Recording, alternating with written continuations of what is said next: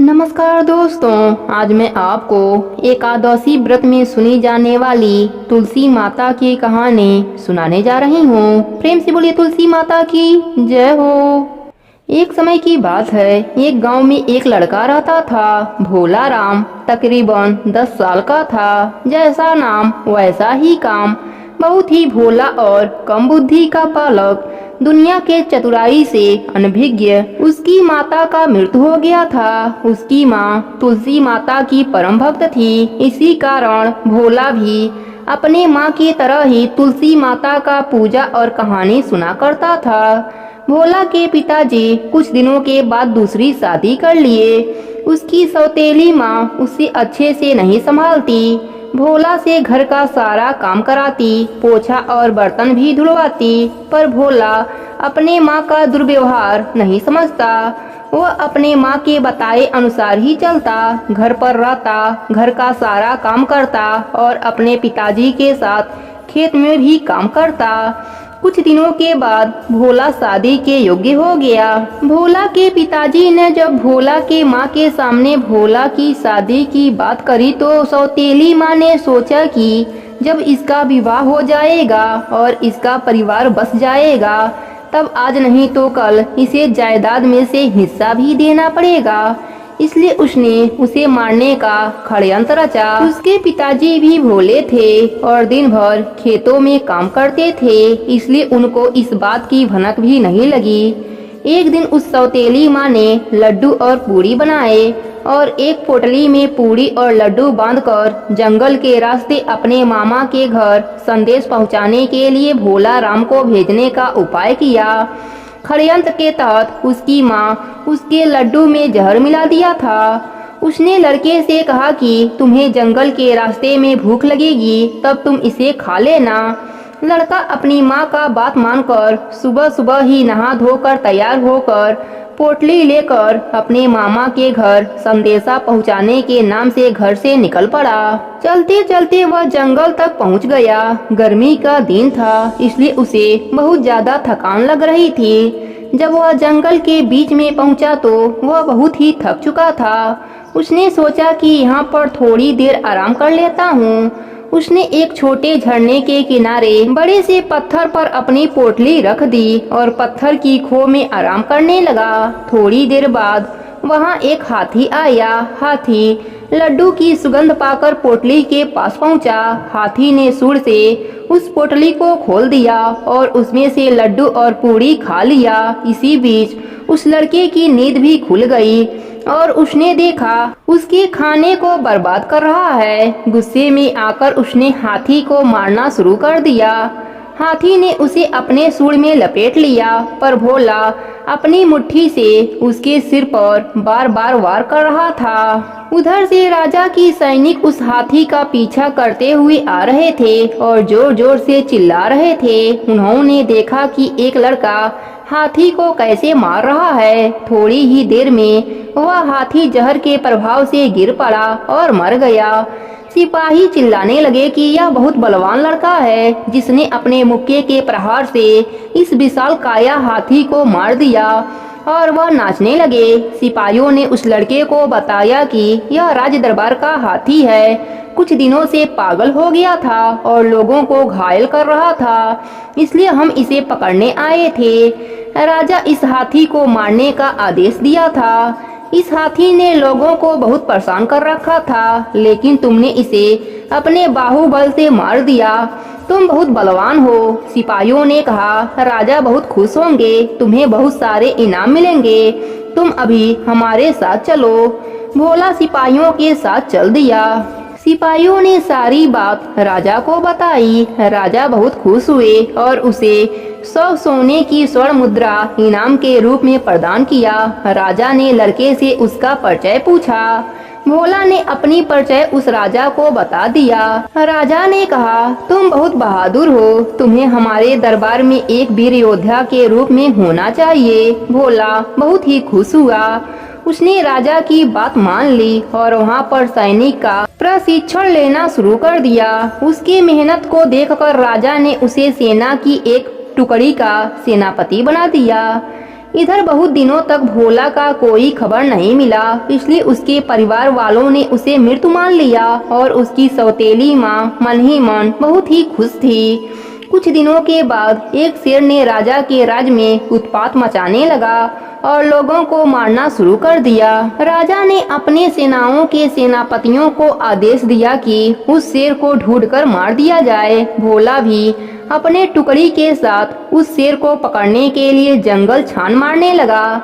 एक दिन जब वह अपनी सेना के साथ शेर को ढूंढ रहा था, तब उसी जंगल में एक किसान मिला। किसान ने भोला से कहा, सेनापति जी, मेरा एक बैल घर से भागकर घने जंगल में आ गया है। मैं उसे तलाश करते करते थक गया हूँ। अगर आप लोगों को वह बैल मिल जाए तो आप लोग उसे अपने पास रख लीजिएगा और मेरे गांव में मुझे सूचना भिजवा दीजिएगा। सेनापति ने किसान से कहा, आप चिंता मत करिए, अगर वह बैल हमको मिला तो हम उसे आप तक पहुंचा देंगे। अब आप अपने घर को जाइए, अकेले जंगल में भटकना ठीक नहीं है। रात होने पर वह पेड़ों के ऊपर सो जाते और कुछ सैनिक नीचे तंबू बनाकर निगरानी करते। उसी दिन रात में सेनापति भोला को एहसास हुआ कि कोई जानवर उसके पैरों के नीचे खड़ा है। उसने ध्यान से देखा और कहा, अरे यह तो किसान का बैल है। रस्सी का फंदा लेकर भोला उसके ऊपर छलांग लगा दिया और उसके गर्दन को रस्सी से लपेट लिया। आसपास के सभी सैनिक भी उसके पीछे उस पर टूट पड़े। रात के अंधेरे में भगदड़ मच गई। सैनिकों ने बड़े बड़े जाल फेंककर उसे पकड़ लिया। तभी सैनिकों ने मशाल जलाई। तब उस लड़के ने देखा, अरे यह तो खूंखार शेर है। उसकी बोलती बंद हो गई, लेकिन सारे सैनिक उसकी जय जयकार करने लगे। यह सब तुलसी माता की कृपा बरस रही थी। शेर को पिंजड़े में कैद करके राजा के पास लाया गया। भोला के इस कारनामे को देखकर राजा अत्यंत ही प्रसन्न हुए। उन्होंने उसे अपने राज्य का मुख्य सेनापति घोषित कर दिया। उसकी बहादुरी को देखकर अति सुंदर राजकुमारी इतनी प्रसन्न हुई कि उन्होंने उससे विवाह करने की घोषणा कर दी। राजा ने भी खुश होकर उसके विवाह को मंजूरी दे दिया। इस तरह राजकीय ठाट बाट से उसका विवाह संपन्न हुआ। वह अपनी नई नवेली दुल्हन को लेकर सैनिकों के साथ अपने गांव की ओर रवाना हुआ। उसके गांव के लोग उसे देखकर हक्के बक्के रह गए। जब वह अपने घर के पास जाकर खड़ा हुआ तो उसकी सौतेली माँ पिताजी उसको देखकर सन्न रह गए। सौतेली माँ के पैरों के तले से जमीन खिसक गई। उसके मुंह से एक शब्द भी नहीं निकला। लड़के ने अपनी सारी बात अपने परिवार वालों को बताया और कहा, आज से हम सब राजमहल में रहेंगे। मैं आप सबको लेने के लिए आया हूँ। यह बात सुनकर उसकी सौतेली माँ को मन ही मन बहुत ही पश्चाताप हो रहा था और अपने आप को कोस रही थी और रो रही थी। वह राजमहल जाने से इनकार कर दिया, लेकिन भोला ने बार बार जिद किया तो जाने के लिए मान गई और उसके बाद उसने कभी भी भोला को सौतेला नहीं समझा। इस तरह सभी लोग राजमहल में हंसी खुशी से रहने लगे। इस प्रकार तुलसी पूजा करने से हमारी आने वाली पीढ़ी के जीवन में भी सुख समृद्धि का योग बन जाता है। इसलिए हम सबको तुलसी माता का नित्य नियम निभाना चाहिए। प्रेम से बोलिए तुलसी माई की जय हो।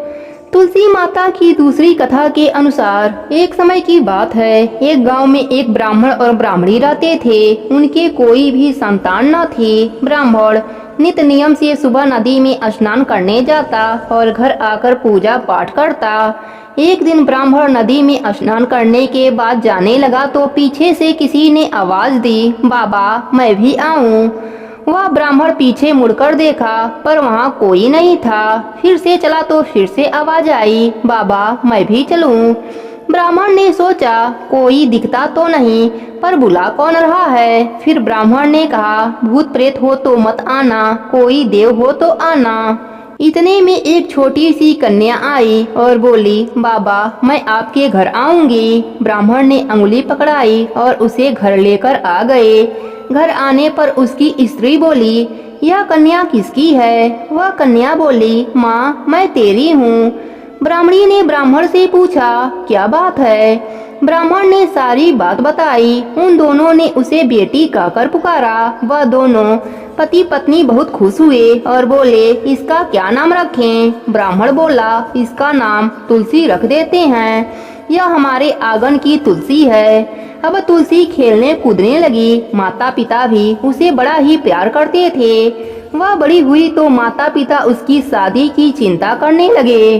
तब तुलसी बोली, मेरी चिंता आप मत करिए, मुझे तो स्वयं भगवान श्री हरि लेने आएंगे, आप लोग तैयारियां करो। शादी का मुहूर्त निकला। कार्तिक शुक्ल एकादशी के दिन तुलसी जी का विवाह शालिग्राम जी के साथ हो गया। जब तुलसी जाने लगी, उनके माता पिता रोने लगे, बेटी हम तुम्हें कहाँ लेने आएंगे?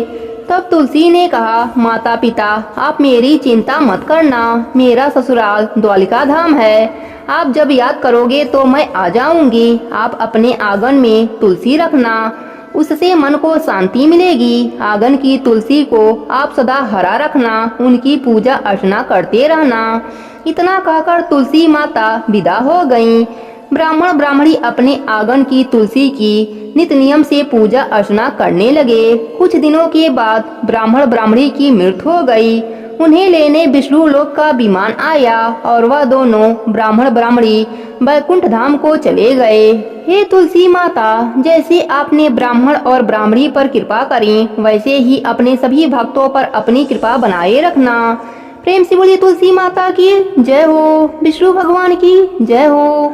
श्रीमद् देवी भागवत पुराण में तुलसी के अवतरण की कथा मिलती है। एक बार शिव जी ने अपने तेज को समुद्र में फेंक दिया था। उससे एक महातेजस्वी बालक ने जन्म लिया। यह बालक आगे चलकर जलंधर के नाम से पराक्रमी राजा बना। इसकी राजधानी का नाम जलंधर नगरी पड़ा। दैत्यराज कालनेमी की कन्या वृंदा का विवाह जलंधर के साथ हो गया और जलंधर महाराक्षस था। वह माता लक्ष्मी को पाने की कामना से उनसे युद्ध किया, परंतु समुद्र से ही उत्पन्न होने के कारण माता लक्ष्मी ने उसे अपने भाई के रूप में स्वीकार किया। वहां से पराजित होकर वह देवी पार्वती को पाने की लालच में कैलाश पर्वत पर गया। भगवान देवादिदेव शिव जी का ही रूप धारण कर माता पार्वती जी के समीप गया, परंतु माता ने उसे पहचान लिया और वहां से अंतर ध्यान हो गईं और देवी पार्वती ने क्रोधित होकर सारा वृतांत भगवान विष्णु जी को सुनाया। जलंधर की पत्नी वृंदा अत्यंत पतिव्रता स्त्री थी। उसी के पतिव्रत शक्ति से जलंधर न तो मारा जाता और न ही पराजित होता। इसलिए जलंधर का नाश करने के लिए वृंदा के पतिव्रत धर्म को भंग करना बहुत ही जरूरी था। इसी कारण भगवान विष्णु ऋषि का भेष धारण करके वन में जा पहुँचे। वहाँ वृंदा अकेली भ्रमण कर रही थी। भगवान के साथ दो मायावी राक्षस भी थे, जिन्हें देखकर वृंदा भयभीत हो गई। ऋषि ने वृंदा के सामने पल भर में दोनों को भस्म कर दिया। उनकी शक्ति देखकर वृंदा ने कैलाश पर्वत पर महादेव जी के साथ युद्ध कर रहे अपने पति जलंधर के बारे में पूछा। ऋषि ने अपने माया जाल से दो बंदर प्रकट किए। एक बंदर के हाथ में जलंधर का सिर था और दूसरे हाथ में धड़ था। अपने पति की यह दशा देखकर वृंदा मूर्छित होकर गिर पड़ी। होश में आने पर उसने ऋषि रूपी भगवान से विनती की वह उसके पति को जीवित कर दें। भगवान ने अपने माया से पुनः जलंधर का सिर धड़ से जोड़ दिया, परंतु वह उसी के शरीर में प्रवेश कर गए। वृंदा को इस छल का जरा भी पता नहीं चला। जलंधर बने भगवान के साथ वृंदा पतिव्रता का व्यवहार करने लगी, जिससे उसका अस्तित्व भंग हो गया। ऐसा करते ही वृंदा का पति जलंधर युद्ध में हार गया और वह मारा गया। जब इस छल का पता वृंदा को चला तो उसने क्रोध होकर भगवान विष्णु जी को शिला होने का श्राप दे दिया तथा स्वयं सती हो गई। जहाँ वृंदा भस्म हुई वहाँ तुलसी का पौधा उगा। भगवान विष्णु ने वृंदा से कहा, हे वृंदा, तुम अपने अस्तित्व के कारण मुझे लक्ष्मी से भी प्रिय हो गई हो। अब तुम तुलसी के रूप में सदा मेरे साथ रहोगी। जो मनुष्य मेरे शालिग्राम रूप के साथ तुलसी का विवाह करेगा उसे इस लोक और परलोक में यश कीर्ति प्राप्त होगा। जिस घर में तुलसी होती हैं वहाँ यम के दूत भी असमय नहीं जाते।